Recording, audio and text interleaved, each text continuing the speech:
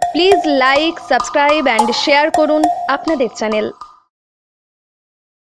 100 দিনের কাজের 2 বছরের বকেয়া পারিশ্রমিক পাওনা টাকা পাওয়ার খুশি লাখুরিয়া অঞ্চলের খতিয়ার গ্রামবাসীরা। তৃণমূল সুপ্রিমো মমতা বন্দ্যোপাধ্যায়ের নির্দেশে ও অভিষেক বন্দ্যোপাধ্যায়ের প্রচেষ্টায় পূর্ব বর্ধমান জেলার নাগরিকদের জন্য 100 দিনের কাজের 2 বছরের বকেয়া পারিশ্রমিক পাওনা টাকা দেওয়ার উদ্দেশ্যে প্রতিটি বুথে বুথে সহায়তা কেন্দ্র খোলা হয়েছিল। প্রতিটি বুথের যেসব নাগরিকরা 100 দিনের কাজ করেছিলেন অথচ টাকা পাননি, তাদের বুথ ভিত্তিক ফর্ম জমা নেওয়া হয়। 100 দিনের কাজের টাকা পেতে শুরু করেছে উপভোক্তারা। দুস্থ ও গরিব মানুষ যারা দিন আনে দিন খায় তাদের ক্ষেত্রে এই টাকা অতি আবশ্যক প্রয়োজন ছিল। মুখ্যমন্ত্রী মমতা বন্দ্যোপাধ্যায়ের কথা মতো বকেয়া টাকা উপভোক্তাদের অ্যাকাউন্টে জমা হতে শুরু হয়েছে। মঙ্গলকোটে লাখুরিয়া অঞ্চলের আমডোবা, খতিয়ার, লাখুরিয়া সহ বিভিন্ন গ্রামে সাধারণ খেটে খাওয়া মানুষ তাদের 100 দিনের কাজের টাকা পাওয়ার সকলে খুশি। লাখুরিয়া অঞ্চল তৃণমূল কংগ্রেসের সভাপতি শেখ মফিজুল জানান, গ্রাম বাংলার খেটে খাওয়া মানুষের কথা চিন্তা করে আমাদের নেত্রী এই মহান উদ্যোগ নিয়েছেন। কেন্দ্রীয় সরকার 100 দিনের কাজের টাকা না দিলেও বাংলা জননেত্রীর নির্দেশে সেই টাকা সাধারণ মানুষ পেতে শুরু করেছে। মুখ্যমন্ত্রী মমতা বন্দ্যোপাধ্যায়ের পরিকল্পনা আমরা যাতে সঠিক রূপ দিতে পারি তার জন্য সব রকম প্রচেষ্টা করতে বলেছেন বিধায়ক অপূর্ব চৌধুরী। সেই লক্ষ্যেই আমাদের আয়োজনে কোনো ত্রুটি হয়নি।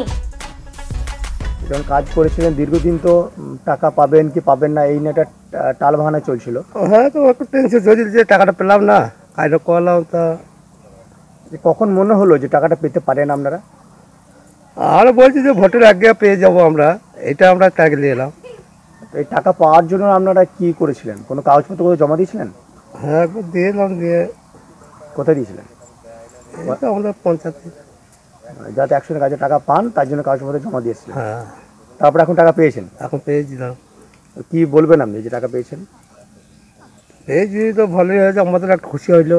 যখন কাজ করেন দীর্ঘদিন তো টাকা পাননি, আচ্ছা আপনাদের কি মনে হয়েছিল যে টাকাটা পাবেন? না না, আমরা আশা ভরসা ছেড়েই দিলাম, যা টাকাটা পাবো না মনে হয়।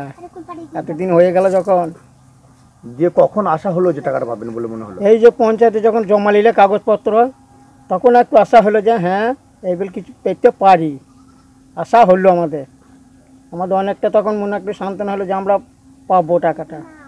এতদিন পরে যখন জমা হয়েছে। আপনি কত টাকা পেয়েছেন? 1500 টাকা পেয়েছি আমরা।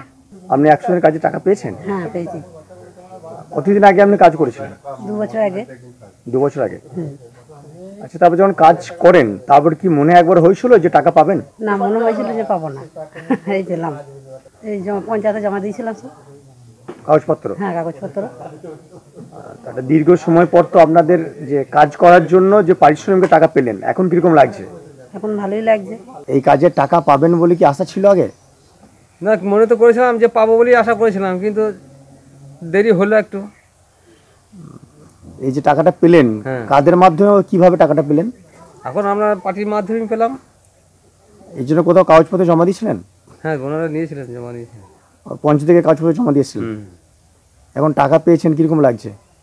এখন ভালোই লাগছে, ভালো তো লাগবে।